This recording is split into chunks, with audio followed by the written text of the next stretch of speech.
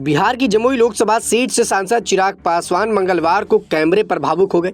वो पत्रकारों से बात कर रहे थे। 4 से 5 लाइन में उन्होंने ऐसी बात कही कि वो खुद ही भावुक हो गए। आंखों में आंसू छलक पड़े। चिराग ने कहा कि 10 सालों में उन वादों को मैंने धरातल पर उतारने का प्रयास किया। जमुई की जनता से जो प्यार दिया है, यकीनन मेरे लिए भावुक क्षणों से कम नहीं है।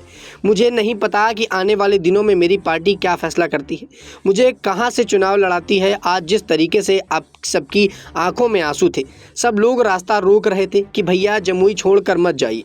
मुझे लगता है सबसे बड़ी चीज़ मैंने यही कमाई। 2019 से 2024 तक यह रिश्ता रहा और यहाँ के लोगों के साथ मेरा एक बेटे जैसा रिश्ता रहा। यहाँ सब कहते हैं कि चिराग पासवान की आंखों में आंसू छलक पड़े। बता दें कि पत्रकारों से बातचीत करते हुए चिराग पासवान ने यह भी कहा कि लोक जनशक्ति पार्टी की एनडीए से जो उम्मीदें हैं वो पूरी होंगी। एनडीए गठबंधन में सीट बंटवारे को लेकर चिराग पासवान ने कहा कि बातचीत चल रही है, कोई भी जानकारी सार्वजनिक नहीं की जा सकती। चिराग पासवान ने स्पष्ट किया है कि वो एनडीए में बने रहेंगी। उनकी प्राथमिकता रहेगी कि एनडीए बिहार की 40 में से 40 लोकसभा सीटें जीते।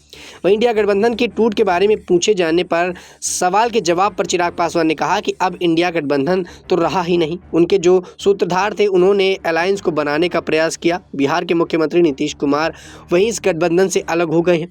चिराग ने कहा कि इंडिया गठबंधन का जो प्रमुख दल चिराग पासवान के साथ था या कांग्रेस और उनके प्रमुख नेता राहुल गांधी जिस राज्य से गुजर रहे हैं वहां से गठबंधन को तोड़ने का ही काम कर रहे हैं।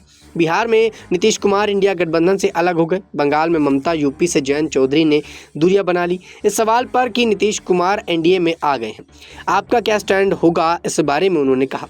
वहीं इस पर जवाब देते हुए चिराग पासवान ने कहा कि हम लोग गठबंधन में हैं।